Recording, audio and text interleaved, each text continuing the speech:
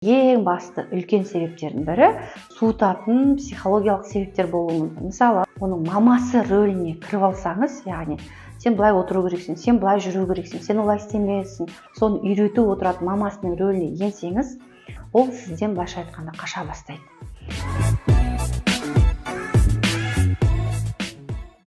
Сәлем алтындарым. Күйеуім мені төсекте қаламайды, не істеу керек? Осындай сұрақты көптеген қыз-келіншек жазады. Арамыз суып кетті. Вообще төсек қатынасы жоқ. Айлап, жылдап жүре береміз. 6 ай болды, 3 ай болды, 4 ай болды. Жыныстық қатынас мүлдем арамызда жоқ. Неге? Біреуі бар ма? Әртүрлі сұрақтар қойылады. Енді еркектің әйелін қаламауының бірнеше себебі бар.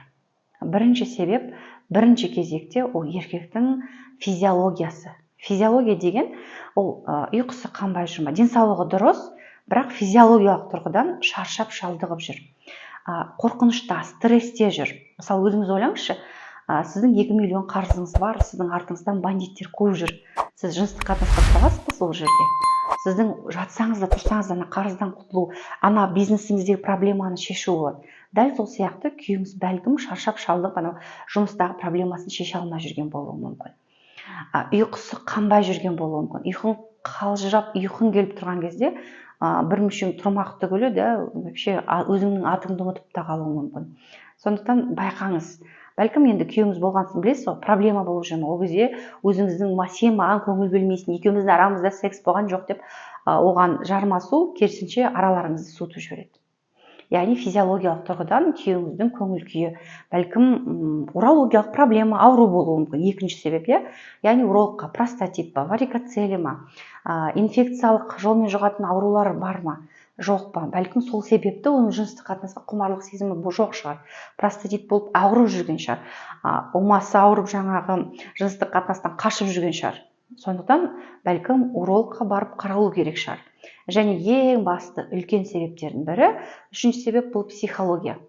То есть араларыңызда сондай бір суытатын психологиялық себептер болуы мүмкін. Мысалы, сіз күйеуіңіздің әйелі емес, оның любовницасы емес, оның мамасы рөліне кіріп алсаңыз, яғни сен былай отыру керексің, сен былай жүру керексің, сен олай істемейсің, істегенің дұрыс, мына істегенің дұрыс емес, мен саған айттым ғой деп мамасының рөліне, ол сіздің балаңыз сияқты, сіз оған қалай жүру керек, қалай тамақ жеу керек, қалай тұру керек, адамдармен қалай сөйлесу керек, қалай бизнесті жүргізу керек, соны үйретіп отыратын мамасының рөліне енсеңіз, психологиялық тұрғыдан ер адам сізді анасының рөлінде қабылдайды. Ол сіздің әйеліңіз екенін біледі, бірақ психологиялық тұрғыдан сіз бәрін нұсқаушы, үйретуші рөліне енген кезде, мамасының рөліне кіріп алған кезде, ол сізден былайша айтқанда қаша бастайды. Өйткені еркек адам анасына бір жер тұрмайды, ол әйеліне тұру керек. Сондықтан сіз бәлкім рөліңізді шатастырып алған жоқсыз ба? Любовницасы, әйелі қалпына қайтадан келіңіз. Өзіңіздің нәзіктігіңізді, оған тәуелді екеніңізді, оған бағынышты екеніңізді көрсете білуіңіз керек. Сол кезде еркегіңіз де қайтадан сізге көңілі жібіп, қайтадан жақсы көре бастайды. Ал егер сіз үйретуші, баптаушы, бастық рөліне кірсеңіз, әрине, ол жерде арақатынастарыңыз суып кетеді. Әсіресе арақатынасты суытатын нәрсе бұл ревность, қызғаныш. Қайда жүрсің, не істеп жүрсің, кіммен жүрсің, кіммен болып қойдың? Сіздер ойламаңыздар, еркектер олар прям күндіз түн только жатуды ойлайды деп, олар да адам баласы, олар да жұмыс жасайды. Сондықтан жаңағы телефонына звондап, оны аңдып, соның барлығы сіздердің араларыңызды суытып жібереді.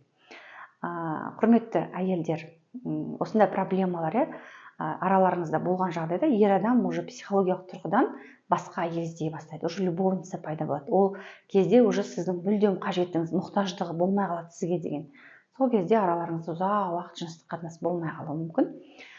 Бірден жаман ойламай, бірден любовницасы ма, неге ол маған қарамайды деп өзіңізді жаңағы самооценкаңызды түсіріп күйеуіңізбен ұрысудың орнына, бәлкім ол шаршап жүрген шығар, жаңа айтып отқан физиологиялық, урологиялық, психологиялық проблемалар бар болса, соларды шешуге тырысыңыздар. Жаңағы жоқ жерден сирақ шығарып, жоқ жерден бүлік шығарудың мүлде қажеті жоқ. Бірінші кезекте күйеуіңізбен отырып, ақылдасып, қандай проблема болып жатыр, оның жалпы секс жайында емес, бәлкім басқа бір темада әңгіме айту керек шығар, бәлкім оның жанын түсіну керек шығар. Неге екеуіңіздің араңыз суып жүр, соны анықтау керек шығар. шешілмейтін түйін жоқ, барлық нәрсе шешіледі. Бәлкім жақсы уролог іздеу керек шығар, жақсы сексологқа бару керек шығар, бәлкім просто психологқа барып екеуіңіз сол бір түйінді шешіп тастауларыңыз керек шығар. Қазір құдайға шүкір бәрі қолжетімді, жаңағы уролог та бар, сексолог та бар, гинеколог та бар, психолог та бар, барлығына адамның қолы жетеді. Тек қана соған дұрыс көзқараспен қарау және коммуникация құра білу. Күйеуіңізбен араларыңыз қанша жыл отастыңыздар және суып қалған кезі болды ма сіздерде? Суып қалған кез болса, оны қалай шештіңіздер? Комментарий жазыңыздар, оқиық, ой талқыға түсірейік.